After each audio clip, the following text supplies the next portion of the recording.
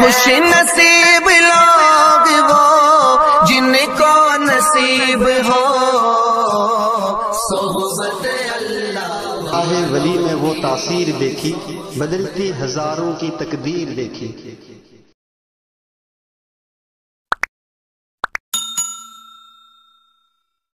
الحمد للہ رب العالمین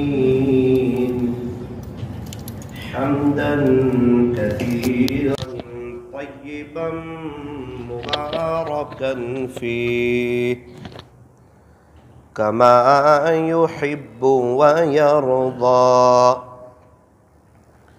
اشہد ان لا الہ الا اللہ وحدہ لا شریک لہ فی الخلق والامر، واشہد ان سیدنا وسندنا وحبیبنا وشفیعنا وخلیلنا ومولانا محمدا عبدہ ورسولہ المبعوث إلى الأسود والأحمر المنعوت بشرح الصدر ورفع الذكر، صلى الله عليه وعلى آله وأصحابه وبارك وسلم تسليما كثيرا كثيرا۔ اما بعد فاعوذ باللہ من الشیطان الرجیم، بسم اللہ الرحمن الرحیم، والذین هم عن اللغو معرضون،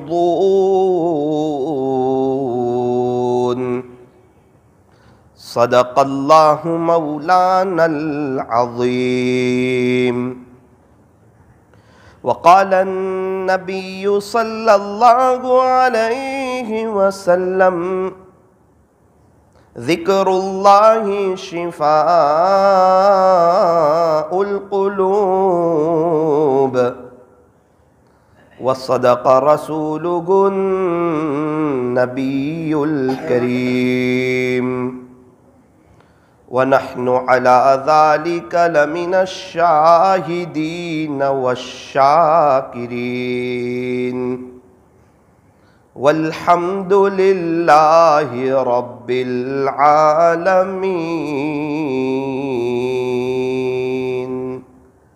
محبت سے درود شریف پڑھ لیجئے۔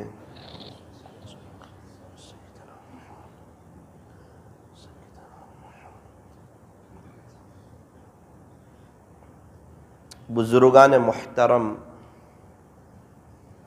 عزیز نوجوانوں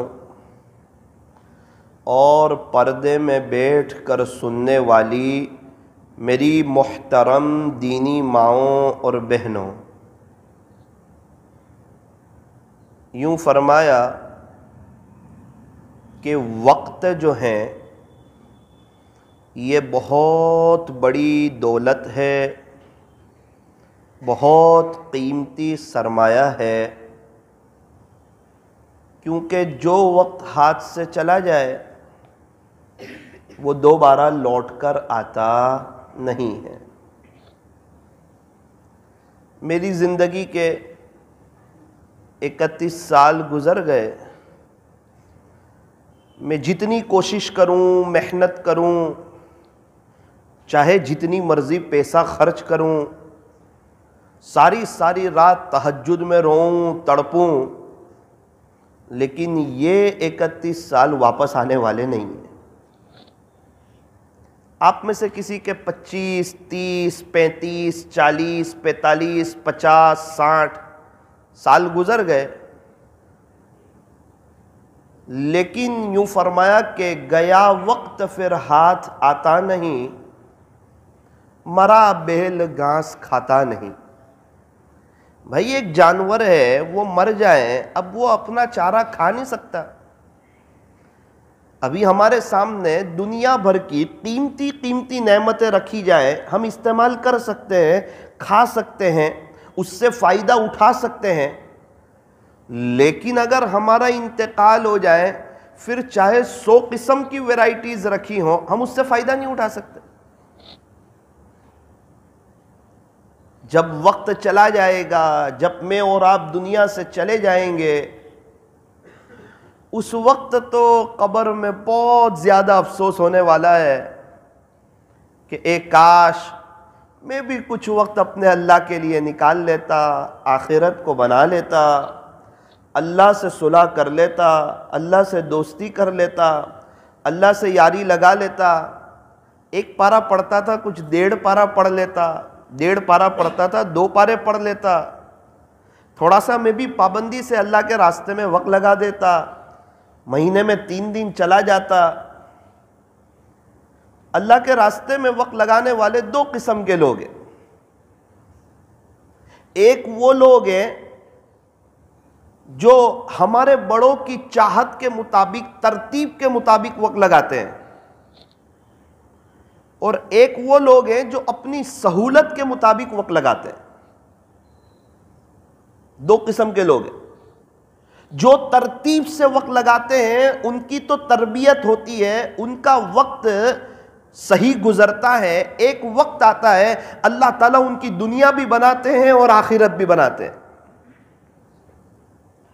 اور کچھ لوگ وہ ہیں جو ترتیب سے وقت نہیں لگاتے بلکہ اپنی سہولت سے، میں جب فری ہوں، جب میرے کاروبار میں مندی ہو، جب میرا دنیا کا کوئی کام کاج نہ ہو، تب میرے پاس اللہ کے لیے وقت ہے، ورنہ میرے اہم وقت میں سے میرے پاس اللہ کے لیے نعوذ باللہ وقت نہیں ہے۔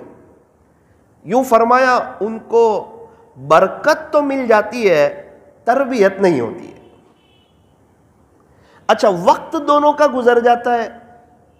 جو ترتیب سے وقت لگاتے ہیں زندگیاں ان کی بھی گزر رہی ہے بڑی سکون سے، اطمینان سے، برکتوں سے، اور جو اپنی سہولت سے وقت لگاتے ہیں وہ زندگی ان کی بھی گزر رہی ہے۔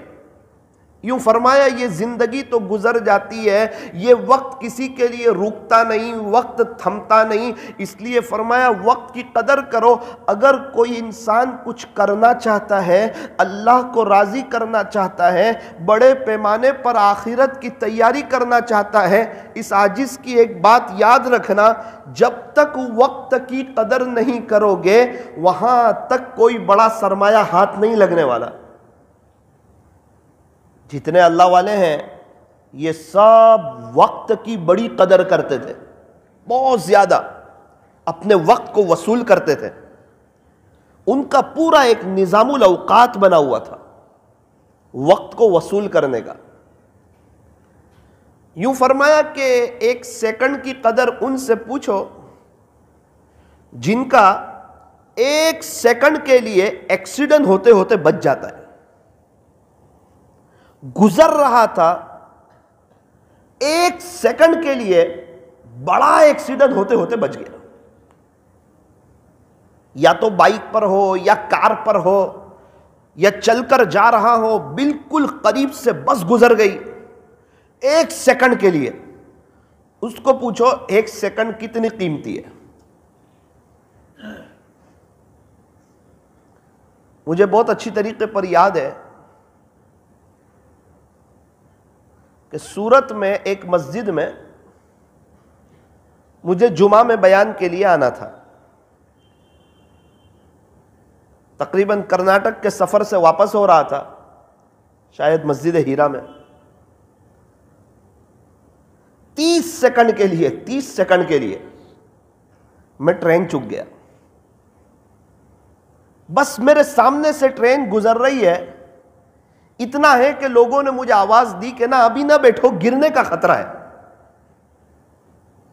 اور اس کا جو میں نے خمیازہ بھگتا، لوکل ٹرین پکڑنی پڑی، وراڑ کے قریب آنا پڑا، پھر پتا چلا کہ وہاں اس نام کی کوئی ٹرین نہیں ہے، اور میں 2 بجے اپنے گھر پہنچا، نہ سورت آ سکا، نہ مسجد ہیرا میں آ سکا، نہ مجھے جمعہ مل سکا۔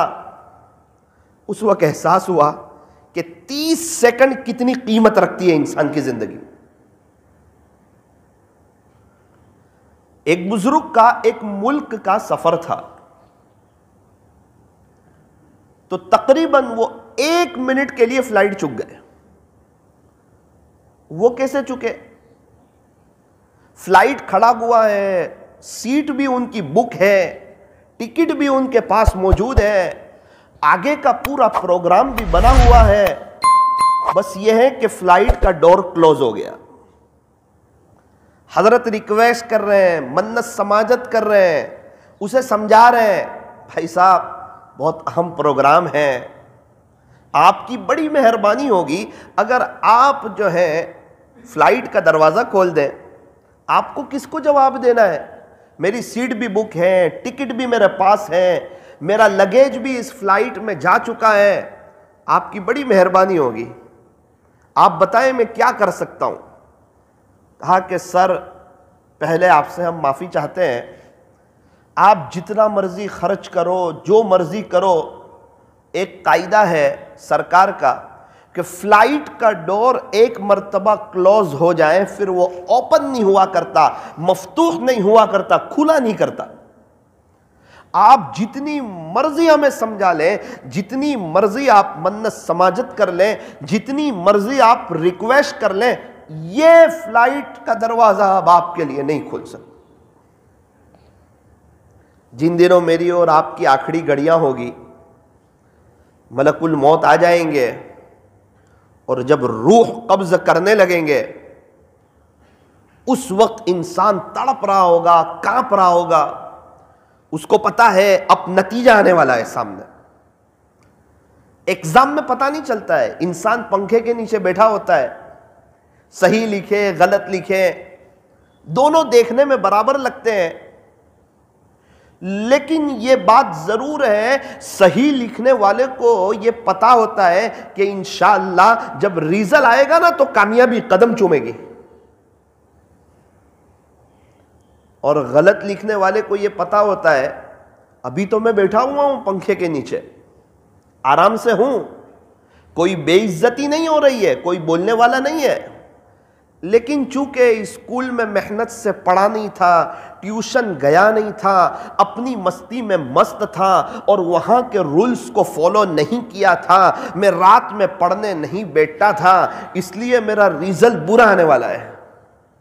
یہ چیز اس کو اندر سے ستاتی ہے، اس کو اندر سے بے چین رکھتی ہے. بالکل اسی طرح اس دنیا میں کچھ لوگ ایسے ہیں جو اپنے اللہ کے فرما بردار ہیں، ان کا دل مطمئن ہے کہ میں کیسا بھی ہوں، بڑا گنہگار ہوں، لیکن اللہ مجھے 5 وقت مسجد میں لاتا ہے، کچھ ذکر وغیرہ کروا دیتا ہے، امید ہے کوئی ادا اللہ پسند کر لے گا. ایسی ہے تو نہیں کہ اللہ کو پسند آ جائے، لیکن امید ہے اللہ کو ضرور رحم آئے گا، اسی لیے وہ مجھے 5 وقت مسجد میں آنے کی توفیق دیتا ہے. یہی تو وجہ ہے وہ فجر کی نماز میں جب دنیا میٹھی نیند سو رہی ہوتی ہے، اندھیرا چھایا ہوا ہوتا ہے، اس وقت میرا اللہ مجھے اٹھا دیتا ہے اور بستر مجھے اچھال دیتا ہے، چاہے ٹھنڈی ہو، گرمی ہو، بارش ہو، ہر حال میں اللہ مجھے مسجد میں لاتے ہیں اور میں اپنی پیشانی اللہ کے سامنے جھکاتا ہوں. یہ اس بات کی علامت ہے، امید ہے کہ اللہ موت کے وقت مجھ پر رحم فرمائیں گے. اگر رحم نہیں کرنا ہوتا تو شاید فجر کی نماز کی توفیق نہ دیتے.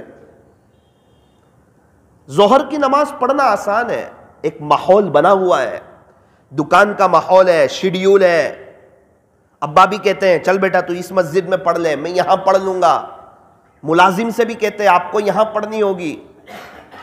تو 4 وقت کی نمازیں ایک ماحول بنا ہوا ہے، اس کی وجہ سے الحمدللہ آسان ہے.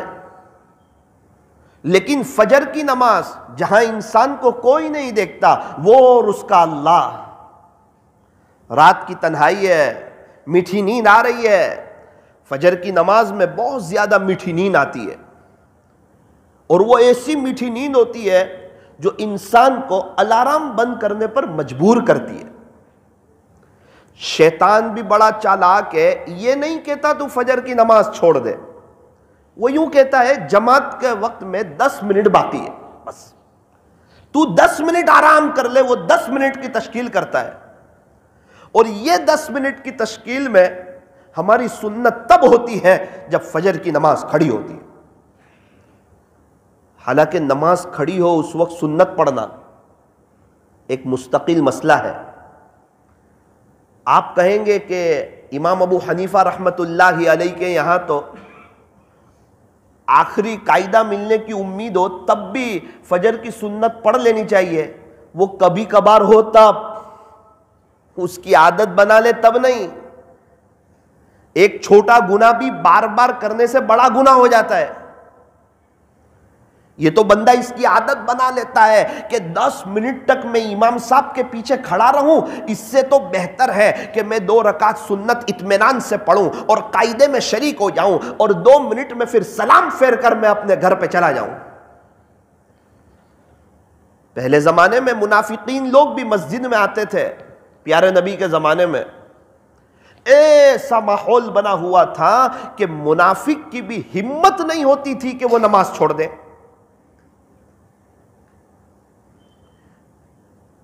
اسی لیے فرمایا کہ منافق مسجد میں ایسا ہے جیسا کہ پرندہ پنجرے میں. پرندہ پنجرے میں ہلتا ہی رہتا ہے، اس کو چین نہیں پڑتا، پھڑ پھڑاتا ہے، تڑپتا ہے، سوچتا ہے کہ کب پنجرا کھلے اور میں اڑ جاؤں. یہ منافقین والی صفت ہے کہ انسان یوں سوچیں میں سب سے اخیر میں مسجد میں آؤں اور کب سلام پھرے کہ میں مسجد سے چلا جاؤں. اس کا مسجد میں بیٹھنے کو، اللہ کے گھر میں بیٹھنے کو، اللہ سے مانگنے کو اس کا دل نہیں کرتا. اس لیے فرمایا کہ ایک چیز کو اپنی عادت میں سے بناؤ. کیا بنائیں؟ کہ جب بھی ہم انشاءاللہ مسجد میں آئیں گے، فجر کی نماز ہو، ظہر کی نماز ہو، عصر کی نماز ہو، مغرب کی نماز ہو، عشاء کی نماز ہو، جب سب نماز ختم ہو جائے گی سنت وغیرہ تو ہم خالی ہاتھ تو نہیں جائیں گے، ضرور اپنے اللہ سے بھیک مانگ کر ہی جائیں گے. ایک گراہک ہماری دکان پر آئے اور اس مال کی ہم اس کو فضیلت بیان کرتے رہیں، یہ اس کوالٹی کا ہے، اس کیٹیگری کا ہے، اتنا اچھا ہے، اتنا شاندار ہے، یہاں کا بنا ہوا ہے. 1 گھنٹے تک مال کی تعریف کی اور بیچا نہیں مال.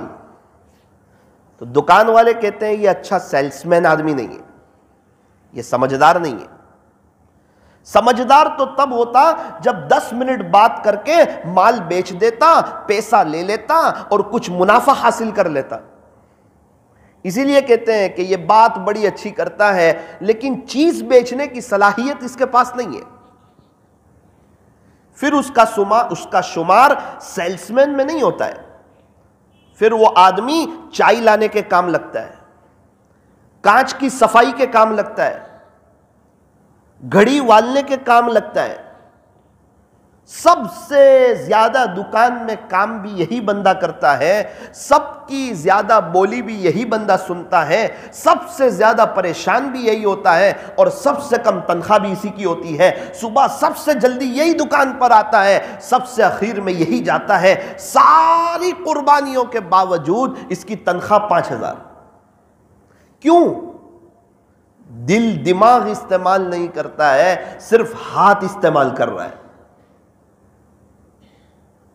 ایک آدمی آ رہا ہے، نماز تو پڑھ رہا ہے لیکن اٹھک بیٹھک کر رہا ہے، دل کا استعمال نہیں کرتا کہ میں اپنے مالک کے سامنے کھڑا ہوں، اللہ مجھے لے آئے ہیں، دنیا کے جھمیلوں سے لے آئے ہیں، لوگوں کے پاس وقت نہیں ہے، لوگ مسجد میں آنے کے لیے تیار نہیں ہیں اور بے حیائی، فحاشی اور عریانیت کا ماحول ہے اور موبائل کا دور دورہ ہے اور انٹرنیٹ کی فراوانی ہے اور گناہوں کے بازار گرم ہے. میرے گناہوں کے باوجود، غفلت کے باوجود میرے رب نے مجھ پہ کرم کیا ہے اور مجھے مسجد مسجد میں لے آئے ہیں اور وضو بھی کروا دیا ہے اور اپنے گھر میں اس رب نے ہمیں کھڑا بھی کروا دیا ہے اور ہم نے اللہ اکبر بھی کہہ دیا ہے اور اللہ اب ہماری طرف متوجہ ہے، اس وقت یہ بندہ جہاں سے آیا تھا پھر وہیں کے خیالوں میں ڈوب جاتا ہے۔ جس دنیا سے اللہ نے اس کو نکال کے اپنے گھر میں لائے، اس کو سکون دیا، اطمینان دیا، اللہ کے گھر میں عجیب و غریب سکون ملتا ہے۔ ابھی ہم یہاں بیٹھے ہوئے ہیں، ایسا لگتا ہے کہ دنیا کے سب سے زیادہ خوشحال ہم لوگ ہیں، کوئی ٹینشن نہیں۔ بہت سے حضرات کا ابھی کھانا باقی ہوگا، کچھ کام ہوگا، کسی کو کہیں جانا ہوگا، ہمیں بھی نوساری جانا ہے، لیکن وہ چیزیں یاد ہی نہیں آ رہی ہے۔ کیا بات ہے کہ سکون مل رہا ہے، سکینہ نازل ہو رہی ہے، اللہ تعالیٰ چین سکون عطا فرما رہے ہیں۔ یہ اللہ کے گھر کی رحمتیں ہیں، برکتیں ہیں اور اللہ کا شاہی دربار ہے۔ یہاں اللہ تعالیٰ ہمیں بلاتے ہیں نوازنے کے لیے، دینے کے لیے، لیکن افسوس صد افسوس، ہم آتے تو ہے، نماز بھی پڑھتے ہیں، لیکن مانگے بغیر چلے جاتے ہیں۔ اس لیے فرمایا مانگ کر کے جاؤ، اس بات کو طے کرنی ہے۔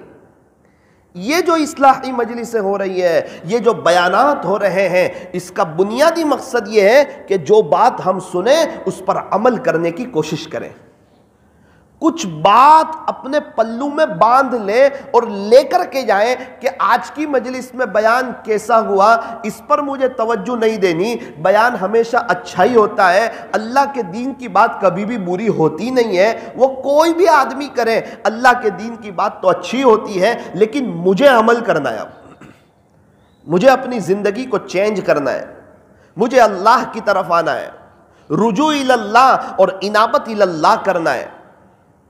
انسان کو چاہیے کہ وہ اس بات کو طے کریں۔ آج کی مجلس میں کیا بہتر ہو کہ میں اور آپ اس بات کو طے کریں کہ انشاءاللہ ثم انشاءاللہ ہر نماز میں ہم آئیں گے نا، 4-5 منٹ ضرور اللہ سے بھیک مانگ کر کے جائیں گے، پھر دیکھنا زندگی خوشیوں سے بھر جائے گی۔ یوں فرمایا کہ دعاؤں کا رنگ نہیں ہوتا، یوں فرمایا کہ دعاؤں کا رنگ نہیں ہوتا، لیکن جب یہ رنگ لاتی ہے تو زندگی رنگوں سے بھر جاتی ہے۔ لوگ کہتے ہیں کہ پیسہ جمع کرو برے وقت میں کام آئے گا، اللہ والے کہتے ہیں کہ اپنے اللہ کے لیے وقت نکالو، انشاءاللہ زندگی میں برا وقت ہی نہیں آئے گا۔ سب لوگ اچھے دن کی تلاش میں، یوں فرمایا کہ جس کے پاس اللہ کے لیے وقت نہ ہو اس کے اچھے دن آیا نہیں کرتے، اور جس کے پاس اللہ کے لیے وقت ہو برے دن اس کے قریب سے گزرا نہیں کرتے۔ اللہ کے لیے وقت ہونا بڑی اہم چیز ہے۔ حضرت فرماتے ہیں میں سمجھاتا رہا، ریکویسٹ کرتا رہا، انہوں نے میری ایک بات نہ مانی، 1 منٹ کے لیے میں فلائٹ چک گیا، سارے پروگرام آگے پیچھے ہو گئے۔ اس وقت پتا چلا کہ 1 منٹ زندگی میں کتنی قیمت رکھتی ہے۔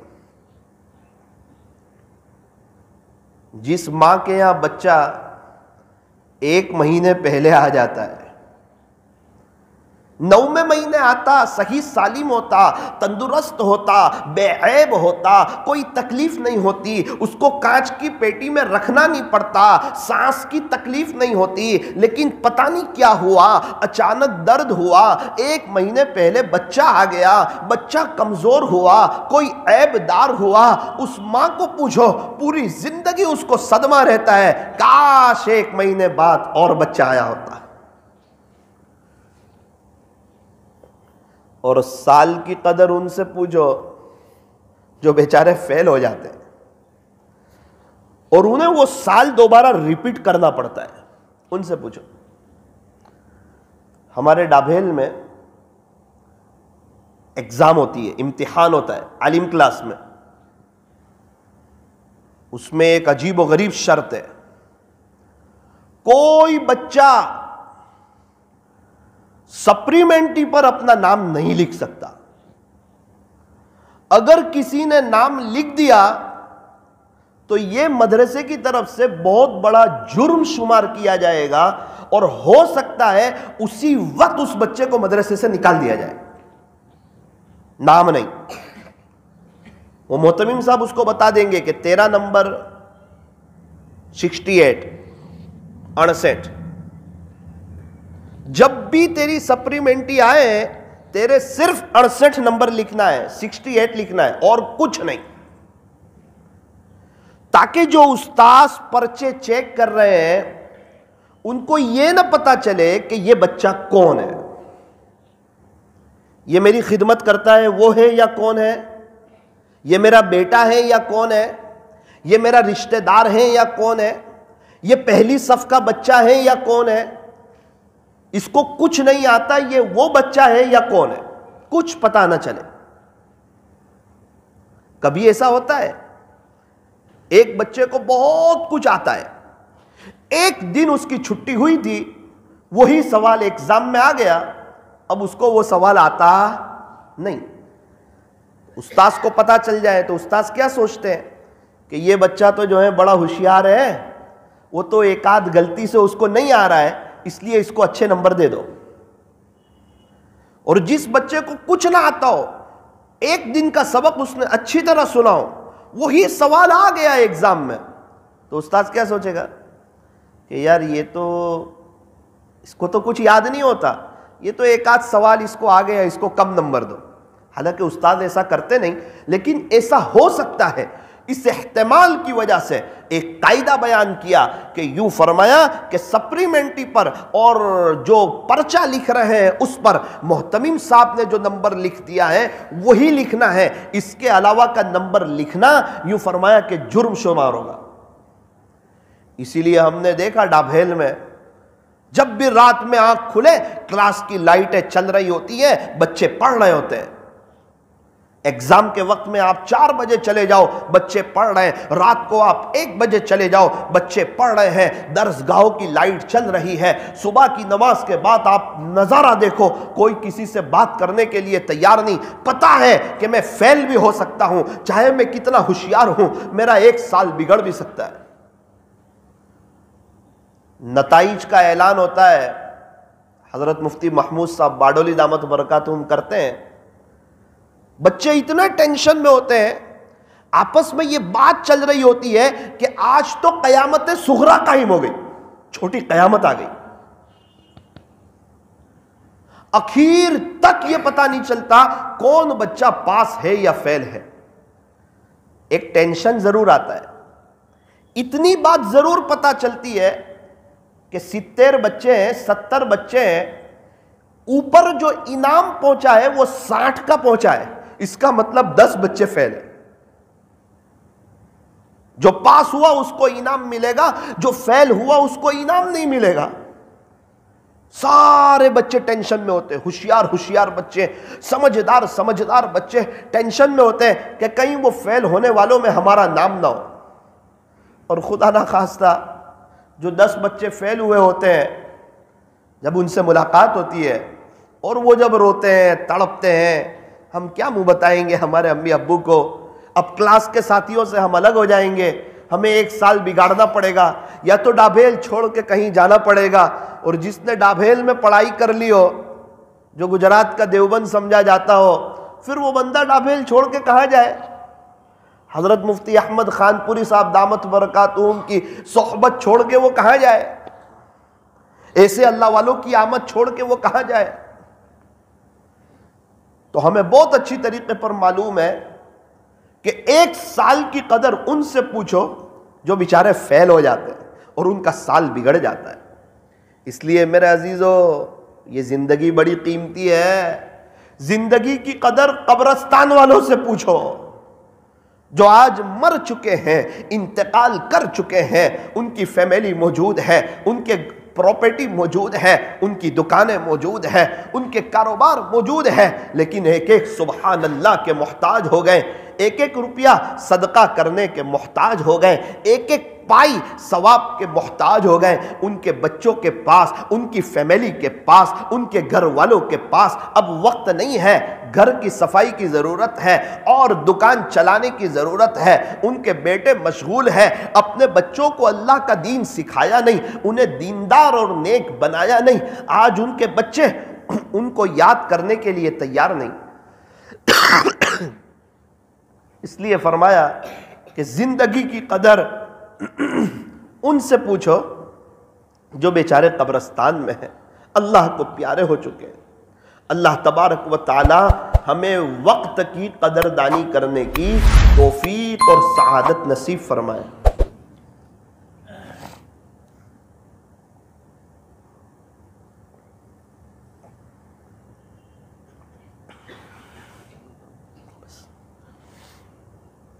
اسی لیے ایک بزرگ فرماتے ہیں،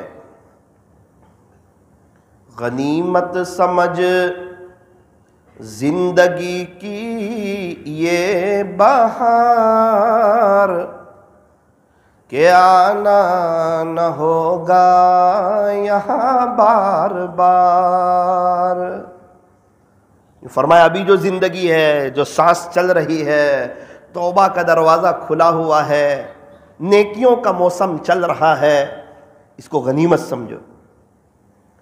میں اور آپ یہاں بیٹھے ہوئے ہیں، آزادی کے ساتھ زندگی گزار رہے ہیں، بڑی اطمینان کے ساتھ زندگی گزار رہے ہیں۔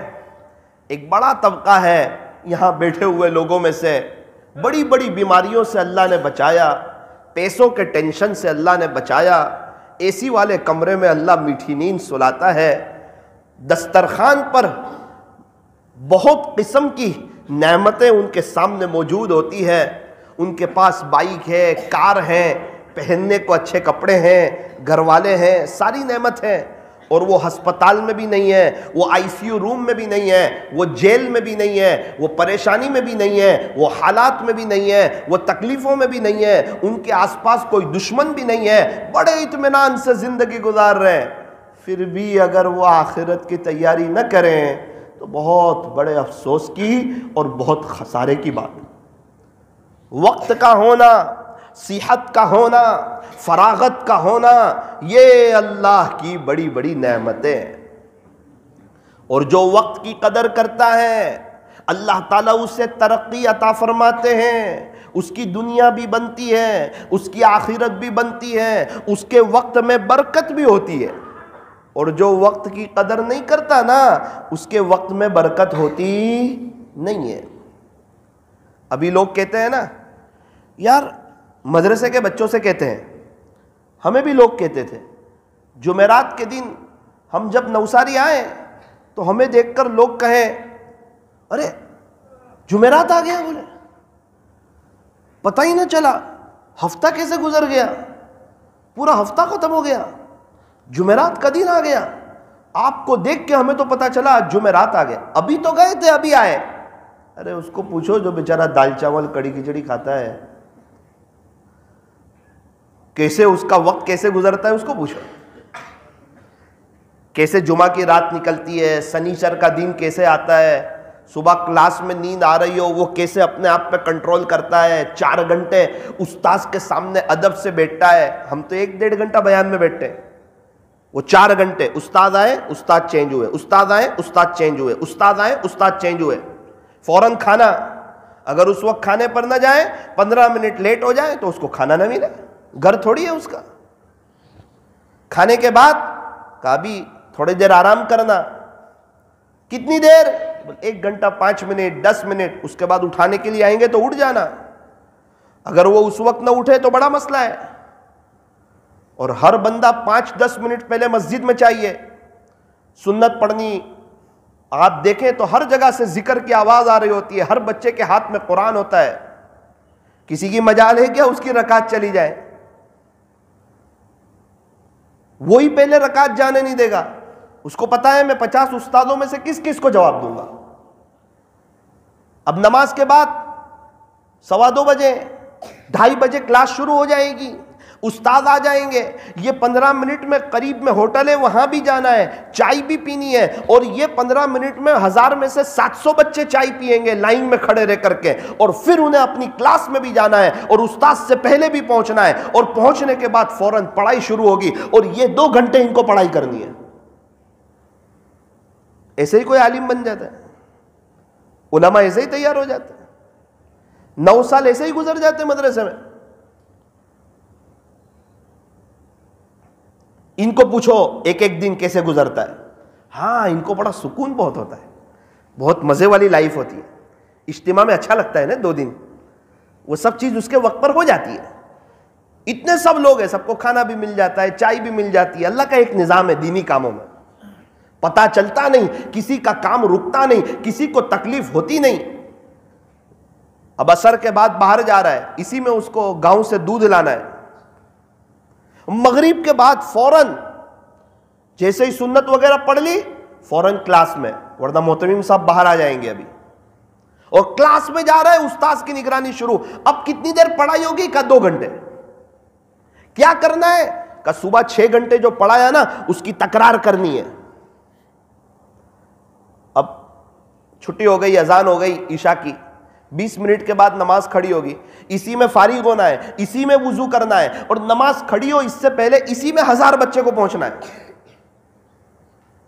اب نماز ہوئی، سنت پڑھی، وتر پڑھی، پتہ چلا کہ قاری صاحب چکر لگا رہے ہیں، قاری کلاس شروع ہو چکا ہے، ابھی چھٹی نہیں، ابھی فوراً قاری کلاس میں پڑھنا ہے، قرآن پڑھنا ہے، پونا گھنٹہ۔ یہ پونا گھنٹہ ختم ہوا، 10 ساڑھے 10 بج گئے، ابھی اس کو صبح جلدی اٹھنا بھی ہے، لیکن ہم نے دیکھا بچے آدھا گھنٹے بعد فارغ ہو کر ابھی کوئی استاذ نہیں آ رہا ہے، اس کے باوجود سارے بچے پھر کلاس میں چلے جاتے اور پڑھتے۔ آپ دیکھو نا کبھی ایک مرتبہ آپ ڈابیل چلے جاؤ، مغرب کی نماز پڑھو، عشاء کی نماز پڑھو، رات 12 بجے تک دیکھو کیا ہوتا ہے، کیسے ہوتا ہے۔ سب مدرسے میں ایسا ہی ہوتا ہے، لیکن چونکہ ہم نے ڈابیل میں پڑھا اس لیے ہمیں وہاں کا معلوم ہے۔ میں یہ نہیں کہہ رہا کہ وہ مدرسہ آگے دوسرے مدرسے پیچھے، نہ نہ نہ، جہاں اللہ کے دین کی تعلیم ہو رہی ہو سب آگے۔ اور جب ہم جمعرات کو آئے تو لوگ ہمیں کیا کہتے ہیں؟ جمعہ کو، جمعرات کو، پتہ ہی نہیں چلا ہفتہ کہاں گزر گیا۔ ارے پتہ آپ کو کیسے چلے گا؟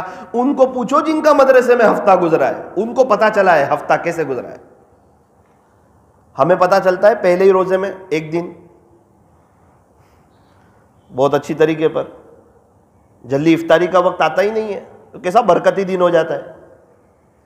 تو جب آدمی اللہ کی طرف آتا ہے نا تو اس کی ہر چیز میں برکت ہو جاتی ہے، اور جہاں برکتیں آتی ہے ٹینشن ختم ہو جاتے ہیں۔ آج ساری پریشانیاں بے برکتی کی ہیں۔ پہلے گھر کا ایک آدمی کماتا تھا، 10-11 لوگ آرام سے کھاتے تھے، آج گھر کے سارے لوگ کماتے ہیں پھر بھی خرچے پورے نہیں ہوتے۔ کیا بات ہے؟ فرمایا کہ برکت نہیں۔ برکت کیوں نہیں؟ فرمایا کہ نیتیں صاف نہیں، بھائی بھائی سے خوش نہیں، بہن بہن سے خوش نہیں، ماں باپ بچوں سے خوش نہیں، بچے ماں باپ سے خوش نہیں، ایک ہی گھر میں سب ایک دوسرے سے دور ہے، دلوں میں دراریں ہیں، نفرتیں ہیں، برکت آوے کہاں سے؟ جہاں نیت میں کھوٹ ہوتی ہے نا برکت دوسرے دروازے سے باہر چلی جاتی ہے۔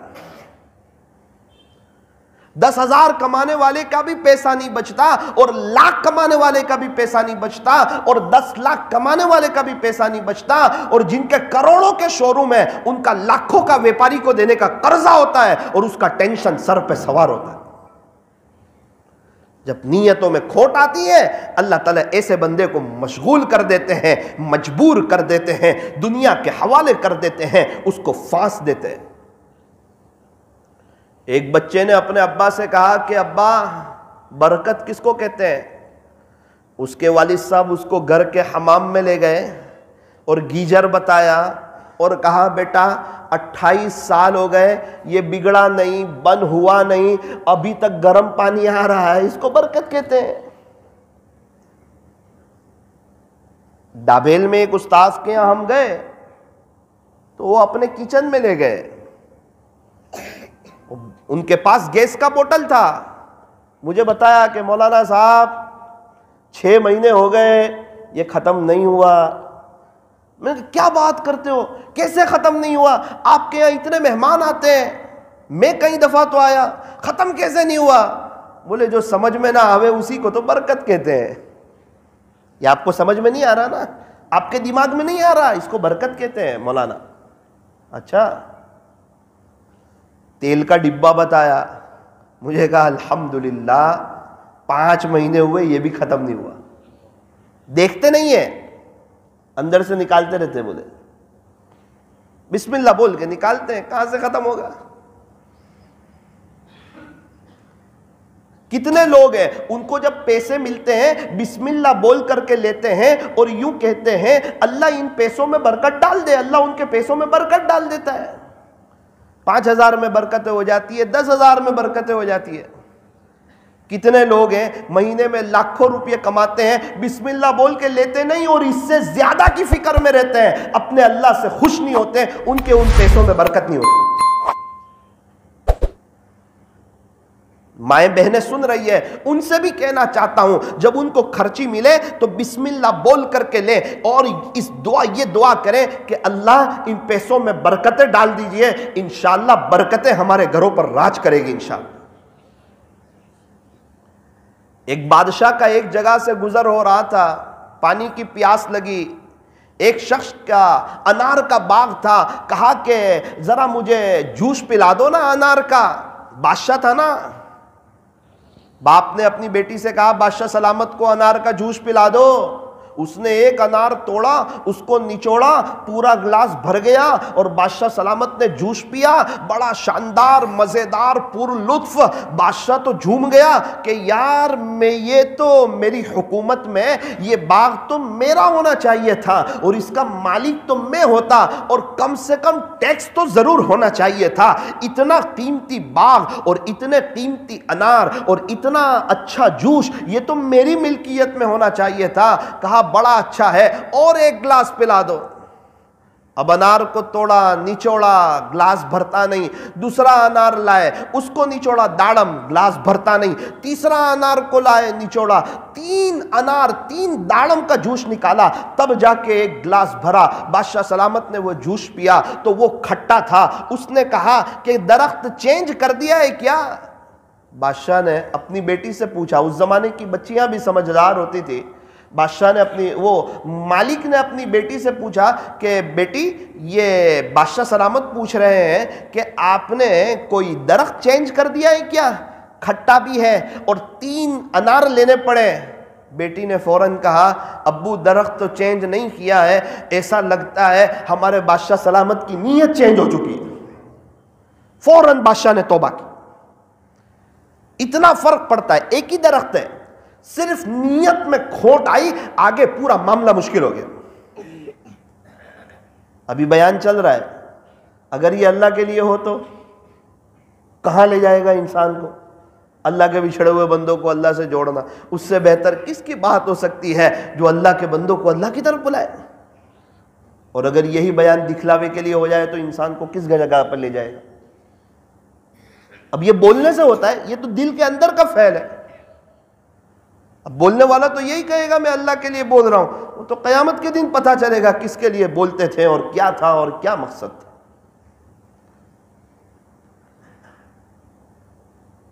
آپ لوگوں کی برکت سے اللہ تعالی ہمیں بھی اخلاص عطا فرما دے۔ اخلاص حسن الہی کا وہ تاج ہے کہ جس کے سر پر یہ ہو زمانے پہ اس کا راج ہے۔ وقت کی قدر کرنا، اس لیے فرمایا جوانی کی قدر بوڑھے لوگوں سے پوچھو۔ جوانی کتنی قیمتی نعمت ہے۔ ماں باپ کی قدر ان سے پوچھو جن کے ماں باپ دنیا سے چلے گئے، وہ بتائیں گے ماں کیا چیز ہے اور باپ کیا چیز ہے۔ گزشتہ کل میں ایک جگہ بیان کے لیے گیا تھا، ایک واقعہ سنا، دل ہل گیا۔ اس واقعے کی وجہ سے پورا گاؤں رو رہا تھا۔ کیا ہوا؟ ابھی 4-5 دن پہلے ہی اس گاؤں میں ایک مفتی صاحب رہتے ہیں، اللہ والے ہیں، وہ کسی وجہ سے افریقہ گئے تھے۔ 32-33 سال کی عمر. ان کے 3 بچے, لڑکی 12 سال کی, لڑکا 8 سال کا, ایک لڑکی 5 سال کی. ان کا ایک مدرسہ بھی چلتا ہے چھوٹا سا. ان کی اہلیہ بڑی خدمت کرتی تھی اپنے بچوں کی. مدرسے میں پڑھنے والے بچوں کے کپڑے دھو دیتی تھی, ان کا کھانا بناتی تھی. ڈیلیوری کا وقت آیا,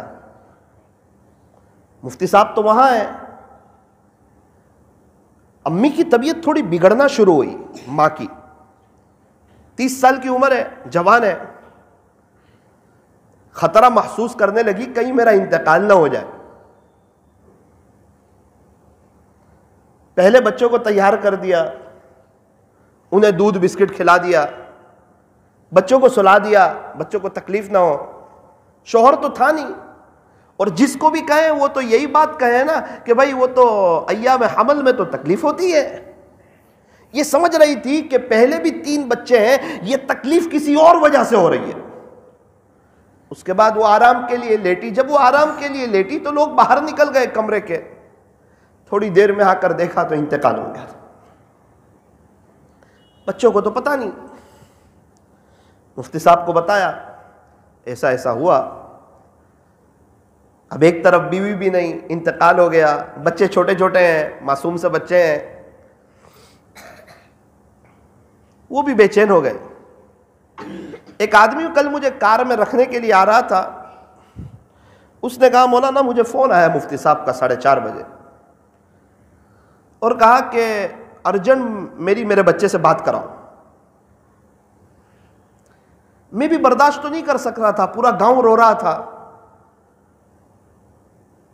لیکن میں نے ان کے بیٹے کو اٹھایا نیند میں سے کہ تیرے ابا تیرے سے بات کرنا چاہتے ویڈیو کال پہ. مولانا اس نے پتہ نہیں اس کو کیا ہوا, وہ تو سو گیا تھا, ان کو نہیں بتایا تھا تمہارے امی کا انتقال ہو گیا. اٹھتے ہی وہ پہلا جملہ پوچھتا ہے, بھائی یہ بتاؤ پہلے میری ماں کہاں ہے؟ یہ بستر پہ میرا امی نہیں ہے. ہم امی کے ساتھ سوتے ہیں نا, ہمارے امی کہاں ہیں؟ وہ تو رات میں یہی سوئی تھی. میرے آنکھ میں آنسو آ گئے. میں پلٹ کے میں تھوڑی ہمت رکھی, اس کے ابو سے بات کرائی. پھر مشورہ ہوا کہ صبح نماز ہے جنازے کی, بچے ہیں, بتانا تو ہے ہی ماں کو, بعد میں بتائیں گے, بہت روئیں گے.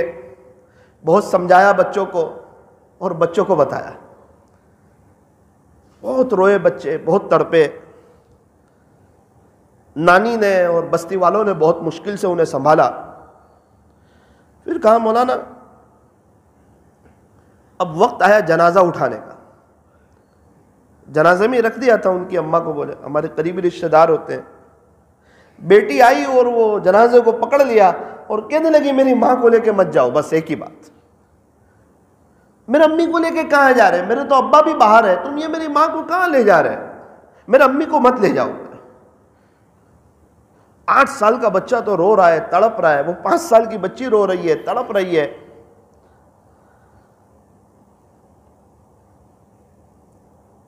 مفتی صاحب کے بھائی بھی نہیں تھے, وہ اللہ کے راستے میں تھے.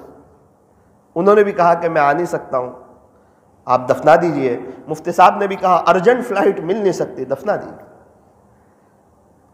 ہمیں کیا پتا دنیا میں لوگ کیسے کیسے تکلیف میں ہیں, اور آج کل ان بچوں کی راتیں کیسی گزرتی ہوگی. مولانا وہ دن تو گزر گیا. 3 دن کے بعد مفتی صاحب کو فلائٹ ملی اور وہ آئے. پتہ چلا کہ بچے نانی کے گھر میں. وہ آ کے فوراً بچوں کو ملاقات کے لیے گئے. اس وقت گاؤں کے لوگ جمع تھے. اس وقت جو کیفیت ہو گئی بولے گاؤں والوں کی, ابا بھی رو رہے ہیں, بچے بھی رو رہے ہیں اپنی ماں کو یاد کر کے.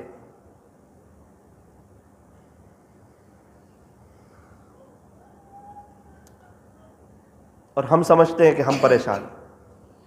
پتہ نہیں کون سمجھ میں آتا, ہم کیوں اللہ کی طرف نہیں آتے, کیوں ہمارے پاس قرآن کے لیے وقت نہیں ہے, ذکر کے لیے وقت نہیں ہے. یہ زندگی بے وفا ہے.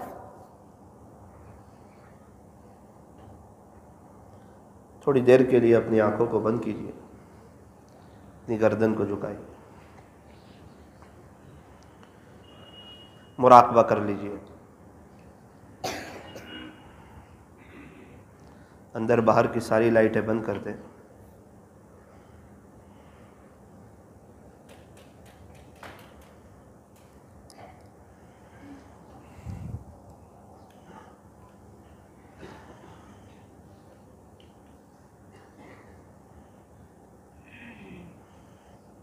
اللہ دیکھ رہے ہیں ہمیں.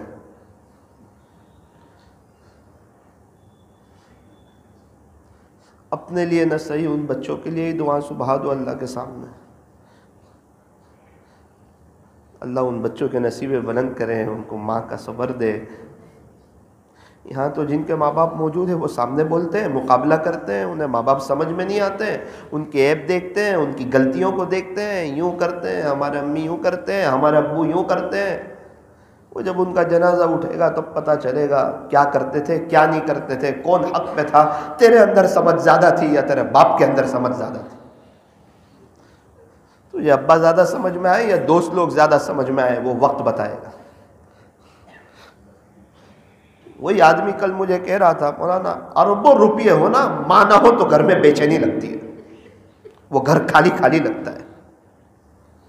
جتنا بڑا گھر ہو ایسا لگتا ہے وہ گھر کاٹنے دوڑتا ہے. ماں وہ نعمت ہے. جنہوں نے اپنی ماں کو کفن میں دیکھا، جنہیں اپنی ماں کی انتقال کی خبر آئی، ان کو پوچھو ان پر کیا بجلی کی طرح وہ بات برسی. وہ بندہ اپنی ساری نعمتوں کو بھول جاتا ہے. اور آج تھوڑا سا ماں باپ بول دے بچہ ایموشنل ہو جاتا ہے. کیوں؟ اپنے آپ کو سمجھدار سمجھتا ہے، اپنے آپ کو حق پر سمجھتا ہے. صاحب بھول گیا 9 مہینے ماں نے کیا تکلیفیں اٹھائی، ابا بار بار ہسپتال لے جاتے رہے، دنیا میں آئے ابا نے کس خوشی کا اظہار کیا، کتنی مرتبہ گود میں اٹھایا. آج جب جس کے چھوٹے چھوٹے بچے ہیں وہ سمجھ سکتے ہیں کہ ہمارے ٹائم پہ ہمارے ماں باپ نے کیا کچھ کیا ہوگا. آج تو بچے روتے ہیں تو موبائل دے دیتے ہیں. ان دنوں جب موبائل بھی نہیں تھا،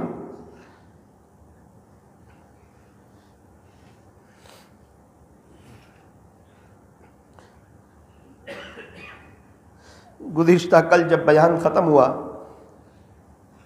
مفتی صاحب آئے میرے پاس، مجھے کہا مولانا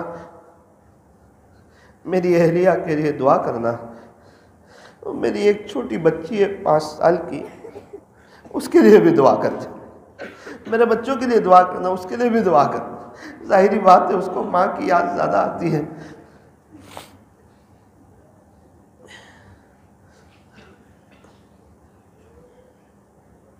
انسان آج ناشکرہ ہو گیا ہے، سب بھول جاتا ہے رب نے کتنی نعمتیں دی، کیا بہاروں میں رکھا، کیا اچھی میٹھی نیند، کیا اچھا کھانا، کیا اچھے کپڑے، کیا اچھی بائک، کیا اچھا موبائل، کیا اچھی خوبصورتی، سب دیا. اس کے باوجود اس کے پاس رات کے آخری پہر میں اپنے اللہ کے لیے وقت نہیں ہے. جب اللہ پہلے آسمان پر آتے اپنے بندوں کو نوازنے کے لیے آتے ہیں، اس وقت لوگ میٹھی نیند سو رہے ہیں. قبرستان والوں سے پوچھو رات کی آخری پہر کی کیا اہمیت ہے. کہتے بیزی لوگ ہیں، مشغول لوگ ہیں، ہمیں نیند آتی ہے. میرے عزیز یہ سارے اللہ والے راتوں کو اٹھ جاتے ہیں. ہم سے زیادہ نیک، ہم سے زیادہ فرما بردار، ہم سے اچھی نماز پڑھنے والے، گناہوں سے بچنے والے، اللہ کا ذکر کرنے والے، وہ رات کو 3:30 بجے اٹھ جاتے ہیں، اور ہم پورے دن کے گنہگار 1-2 رکعت پڑھنے کے لیے ہمارے پاس وقت کہاں ہے.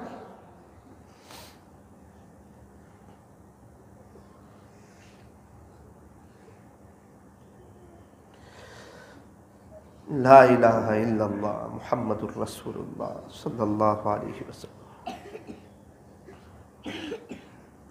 لا الہ الا اللہ، لا الہ الا اللہ، لا الہ الا اللہ، لا الہ الا اللہ.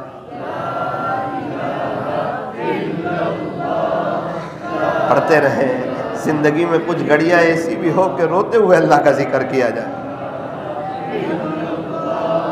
لا الہ الا اللہ، لا الہ الا اللہ، لا الہ الا اللہ، لا الہ الا اللہ، لا الہ الا اللہ.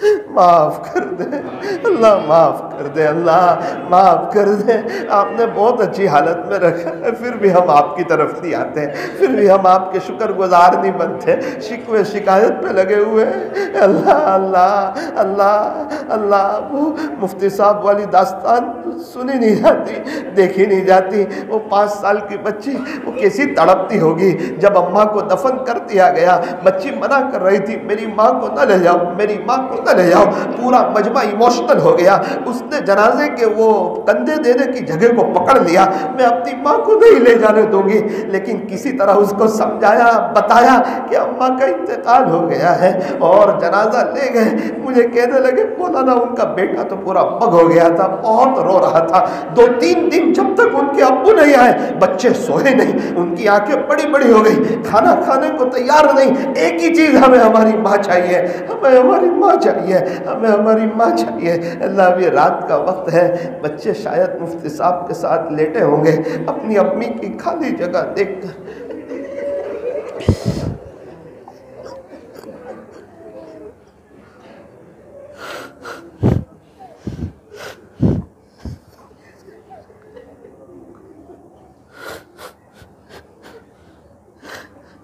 اپنی زبان میں اللہ سے دعا کر لیجیے۔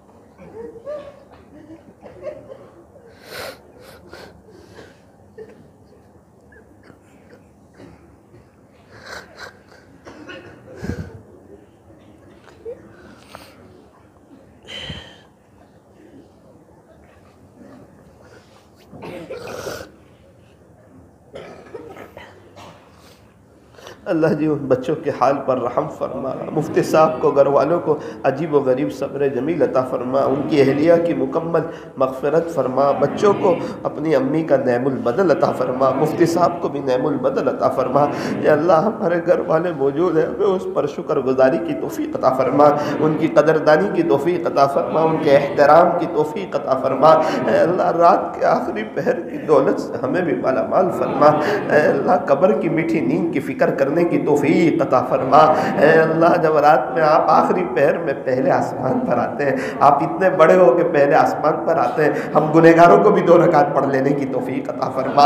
اے اللہ اللہ یہ مجمع طلب سے آیا ہے، آپ کی محبت میں آیا ہے، دور دراز سے آیا ہے، حالانکہ اللہ ابھی عشاء جلدی ہے، لوگوں کے کھانے کا وقت ہے، دکان پہ بیٹھنے کا وقت ہے، لیکن آپ کے لیے آئے ہیں کچھ دین کی 2 بات سنیں کہ شاید کوئی بات دل پہ لگ جائے، شاید ہماری زندگی چینج ہو جائے۔ اللہ ہم سب کی زندگی کو چینج کر دے۔ اللہ پچھلے سارے گناہوں سے ہم معافی چاہتے ہیں، اللہ آئندہ گناہوں سے بچنے کا پختہ ارادہ کرتے ہیں، اللہ ہماری توبہ کو قبول کر لے، اللہ قبول کر لے، قبول کر لے، اس توبہ کو سچی توبہ بنا دے اللہ، اس کو اللہ سچی توبہ بنا دے۔ مستورات بھی آئی ہے، مستورات کے آنے کو قبول فرما، انہیں سچا پکا پردہ کرنے کی توفیق عطا فرما، بغیر ڈیزائن والا برقع پہننے کی توفیق عطا فرما، سیدھا سادہ ڈھیلا ڈھالا برقع پہننے کی توفیق عطا فرما، اول وقت نماز کی توفیق عطا فرما، شوہر کی خدمت کرنے کی، بچوں کی اچھی تربیت کرنے کی، اپنے گھر میں فضائل اعمال کی تعلیم کرنے کی توفیق عطا فرما، حضرت پیر ذوالفقار صاحب کے تربیتی بیانات سننے کی توفیق عطا فرما، تاکہ ہمارے گھروں میں بھی دینداری والا ماحول قائم ہو۔ یا اللہ ہم مردوں کو بھی توفیق عطا فرمائیے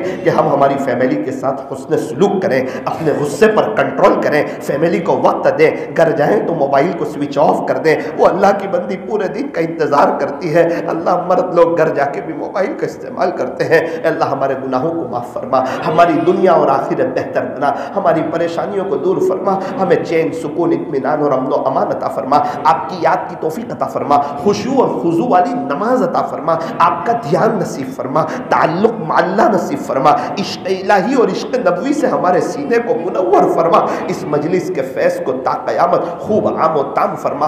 اے اللہ ہمیں بہت جلدی مکہ مکرمہ اور مدینہ منورہ کی مقبول حاضری جلدی نصیب فرما، بہت جلدی نصیب فرما، یہ پورے مجمع کو نصیب فرما، بہت جلدی نصیب فرما۔ اللہ بلا لے، اللہ لبیک لکھ دے، اللہ ایک ایک کی لبیک لکھ دے، جتنے آئے سب کی لبیک لکھ دے، ساری مستورات کی لبیک لکھ دے۔ اللہ اللہ ایک محبت کی نظر ڈال دے، اللہ قدردانی کے ساتھ بلا لے، عظمت کے ساتھ بلا لے، ہمیں برکتوں والی حلال روزی عطا فرما، سارے کے اللہ ساری رکاوٹوں کو دور فرما، بیماروں کو شفا عطا فرما، مقروضین کے قرضوں کی غیب سے ادائیگی کی شکلیں اور صورتیں پیدا فرما۔ صلی اللہ تعالی علی خیر خلق محمد وآلہ واصحابہ اجمعین برحمتک یا ارحم الراحمین۔